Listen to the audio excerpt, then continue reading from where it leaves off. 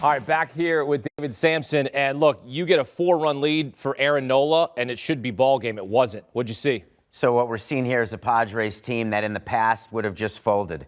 This is a team that A.J. Preller put together, and he put them together to get to the World Series and get a ring. When you've lost the first game at home, you're down 4-0 to one of the best pitchers in the National League, and you come back to win this game, that is a season-saving rally by the Padres. Most important thing going on right now is on the Phillies' flight back east, which they're on now. They are not hanging their heads. You come to San Diego, you look for the split. They could have gotten greedy, and they gave up the gravy, but they still got the split. First win in the NLCS since 1998. Made it to the World Series that season, lost to the Yankees. The big reason that they came back and won was their trade deadline acquisitions. Juan Soto, Brandon Drury, and Josh Bell, who went a combined 6 for 13, 2 homers, 6 RBIs. Juan Soto had he was 1 for 5. The other guys who were less heralded had the bigger days. This was huge. This was the difference of the game. Let's talk about the trade deadline and what Preller did. All the attention went to Juan Soto. Guess who came with Juan Soto? Josh Bell. Josh Bell has been more impactful than Juan Soto. Can you believe I'm saying those words? Yes. Josh Bell has been more impactful to the Padres Not a big than Soto guy. Juan Soto. Not a big Soto guy. Secondly, they poach the Brewers and get Josh Hader. Comes over and can't get anyone out.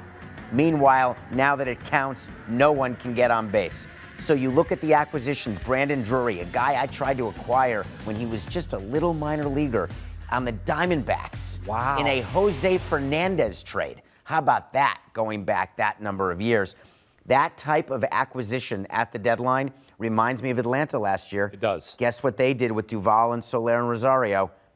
Won a ring. They won a ring. They won a ring. You're going to need Hader, you're going to need Bell, you're going to need Drury and Soto at some point. At some point, he's going to get better. Yeah, he will. But I want to talk about Josh Hader because, look, when he came over, he lost his stuff. There was no confidence. His pitches were up in the zone. I mean, the guys were just hitting home runs left and right.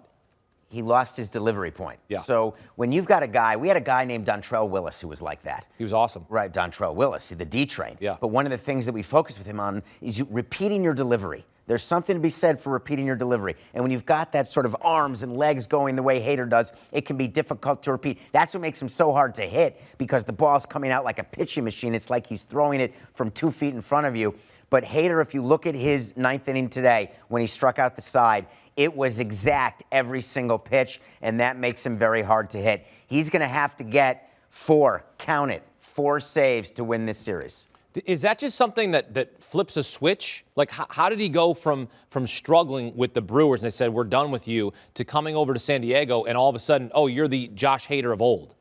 So the Brewers didn't say that. I know, but that's what when we look at the assessment of Josh Hader, it's this guy was awesome in Milwaukee, and then all of a sudden he lost what he had, and now he's regained it.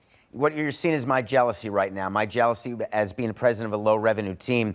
When we have another closer ready to go, you've got to let your good closer go who's getting too expensive. The Padres are taking on money, and so the Brewers had to do what they had to do.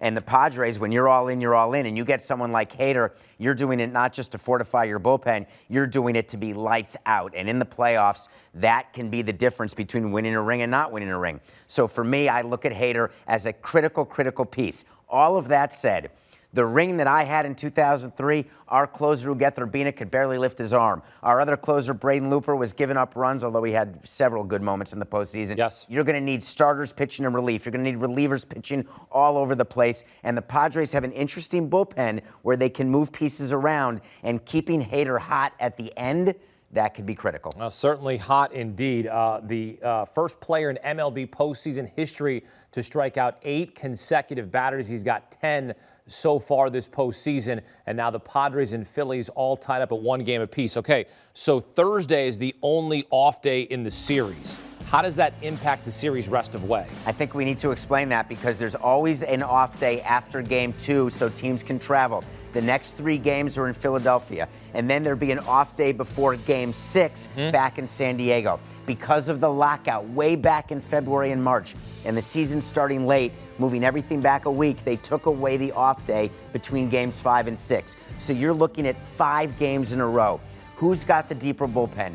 Who's got the deeper starting rotation? That's going to be the difference, not just in the National League Championship Series, but in the American League Championship Series as well, where there are no off days. For me, the advantage, look at the back of the bullpen that the Phillies are throwing out there with Sir Anthony and Alvarado. Yeah. Outstanding. But guess what? The Padres have a little more depth than the Phillies do. When you saw the Phillies bullpen today, my old guy, Brad Hand, we had him as a starter. We had him as a reliever. We totally ruined him, and he's gone on to a great career. But when he hangs it like that, and you saw it in today's game, that's going to be pretty easy for the Padres hitters. Who's going to go on and win this series?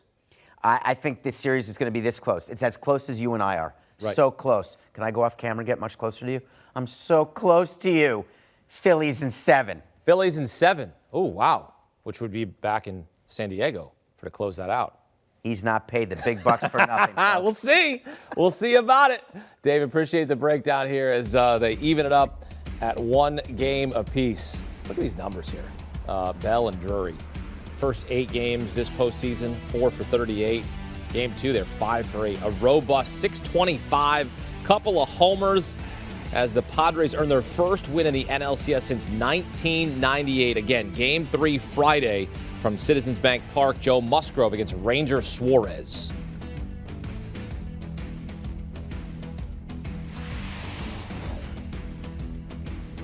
Do you want a sports network that delivers everything that matters about the game? The highlights, the picks, the instant analysis, no yelling, no fake debates, no politics. Hit the subscribe button and never miss a moment.